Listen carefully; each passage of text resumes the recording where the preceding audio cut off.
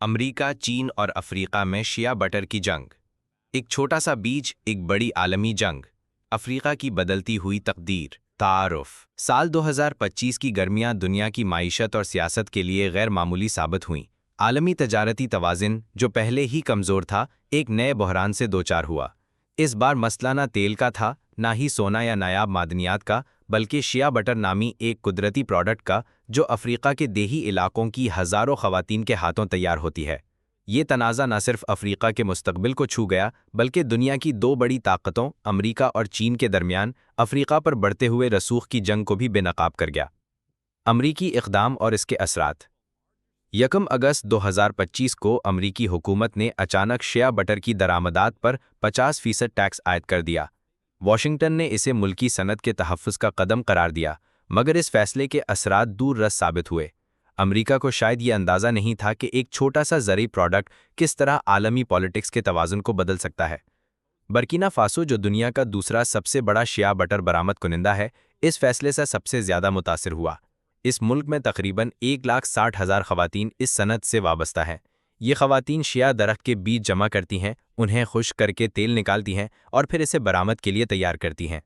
ان کے لیے یہ صرف آمدن کا ذریعہ نہیں، بلکہ ایک صدیوں پرانی روایت اور شناخت ہے۔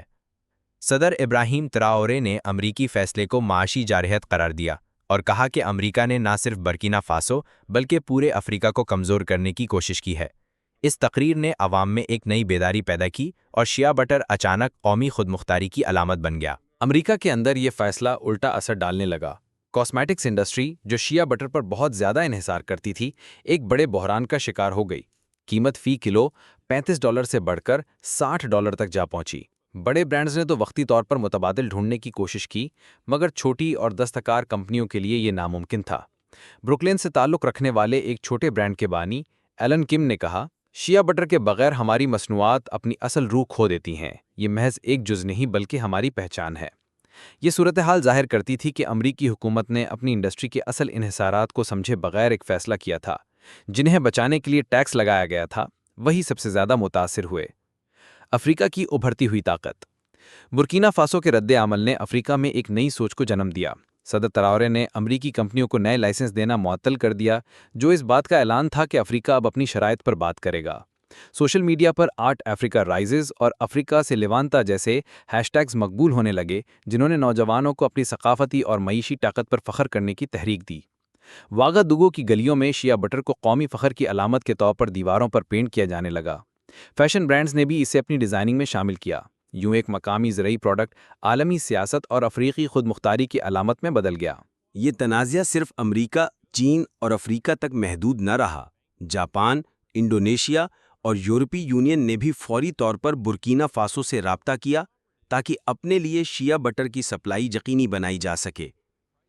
یورپی کمپنیوں نے وعدہ کیا کہ وہ نہ صرف خریداری کریں گی بلکہ مقامی برادریوں کے ساتھ طویل مدتی شراکت داری بھی قائم کریں گی۔ اس سے یہ تاثر پیدا ہوا کہ اب افریقہ عالمی تجارت کے نقشے پر ایک فعال اور خود مختار فریق کے طور پر ابھر رہا ہے۔ چین نے اپنی تیز ڈپلومیسی کے ذریعے نہ صرف برکینا فاسو بلکہ پورے بر اعظم میں اپنی موجودگی کو مستحکم کر لیا۔ شیعہ بٹر محض ایک پروڈکٹ نہیں بلکہ ایک روایت ہے جو نسل در نسل خواتین کو منتقل ہوتی رہی ہے۔ درختوں سے بیج جمع کرنے، انہیں خشک کرنے اور ہاتھ سے تیل نکالنے کا علم صدیوں پرانا ہے۔ یہ نہ صرف معاش کا ذریعہ ہے بلکہ مقامی خواتین کی سماجی طاقت اور ثقافتی شناخت بھی ہے۔ جب چین نے اپنے معاہدے میں سرمایہ کاری کی شق شامل کی اور کہا کہ وہ مقامی انفراسٹرکچر قائم کرے گا، تو اس نے صرف معیشت ہی نہیں بلکہ برکینا فاسو کی ثقافت اور روایت کو بھی تسلیم کیا۔ یہی پہلو امریکہ کے لیے سب سے بڑی کمی تھی، کیونکہ واشنگٹن نے اس معاملے کو محض تجارتی تنازع سمجھا۔ امریکہ کی حکمت عملی کی ناکامی۔ امریکہ نے کئی بنیادی غلطیاں کیں۔ اس نے سمجھا کہ افریقہ اس کے فیصلے کو خاموشی سے قبول کر لے گا۔ اس نے چین کی پھرتی اور متبادل پیش کرنے کی صلاحیت کو کم سمجھا۔ اس نے شیعہ بٹر کی علامتی اور ثقافتی اہمیت کو نظر انداز کیا۔ نتیجہ یہ ہوا کہ برکینا فاسو نے واشنگٹن پر اعتماد کھو دیا اور بیجنگ پر زیادہ بھروسہ کرنا شروع کر دیا۔ اس ایک فیصلے نے امریکہ کی دہائیوں کی سفارتی محنت کو نقصان پہنچایا۔ نتیجہ، ایک چھوٹے بیج کی بڑی کہانی۔ شیعہ بٹر کی جنگ بظاہر ایک چھوٹے پروڈکٹ پر شروع ہوئی تھی، لیکن اس نے عالمی طاقتوں کی کشمکش کو ایک نئے انداز میں پیش کیا۔ امریکہ نے ایک افریقی شراکت دار کو کھو دیا، جبکہ چین نے اسی شراکت دار کو مضبوط اتحادی میں بدل دیا۔ برکینا فاسو کے لیے یہ بحران ایک موقع ثابت ہوا جس نے اس کی معیشت کو مضبوط کیا، خواتین کو بااختیار بنایا اور دنیا میں اس کا مقام بلند کیا۔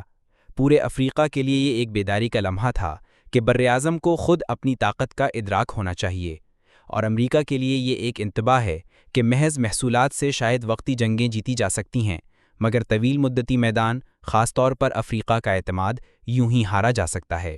امریکہ کی حکمت عملی کی ناکامی۔ امریکہ نے کئی بنیادی غلطیاں کیں۔ اس نے سمجھا کہ افریقہ اس کے فیصلے کو خاموشی سے قبول کر لے گا۔ اس نے چین کی پھرتی اور متبادل پیش کرنے کی صلاحیت کو کم سمجھا۔ اس نے شیعہ بٹر کی علامتی اور ثقافتی اہمیت کو نظر انداز کیا۔ نتیجہ یہ ہوا کہ برکینا فاسو نے واشنگٹن پر اعتماد کھو دیا اور بیجنگ پر زیادہ بھروسہ کرنا شروع کر دیا۔ اس ایک فیصلے نے امریکہ کی دہائیوں کی سفارتی محنت کو نقصان پہنچایا۔ شیعہ بٹر کی جنگ بظاہر ایک چھوٹے پروڈکٹ پر شروع ہوئی تھی، لیکن اس نے عالمی طاقتوں کی کشمکش کو ایک نئے انداز میں پیش کیا۔ امریکہ نے ایک افریقی شراکت دار کو کھو دیا، جبکہ چین نے اسی شراکت دار کو مضبوط اتحادی میں بدل لیا۔ برکینا فاسو کے لیے یہ بحران ایک موقع ثابت ہوا جس نے اس کی معیشت کو مضبوط کیا، خواتین کو بااختیار بنایا اور دنیا میں اس کا مقام بلند کیا۔ پورے افریقہ کے لیے یہ ایک بیداری کا لمحہ تھا کہ براعظم کو خود اپنی طاقت کا ادراک ہونا چاہیے، اور امریکہ کے لیے یہ ایک انتباہ ہے کہ محض محصولات سے شاید وقتی جنگیں جیتی جا سکتی ہیں، مگر طویل مدتی میدان، خاص طور پر افریقہ کا اعتماد، یوں ہی ہارا جا سکتا ہے۔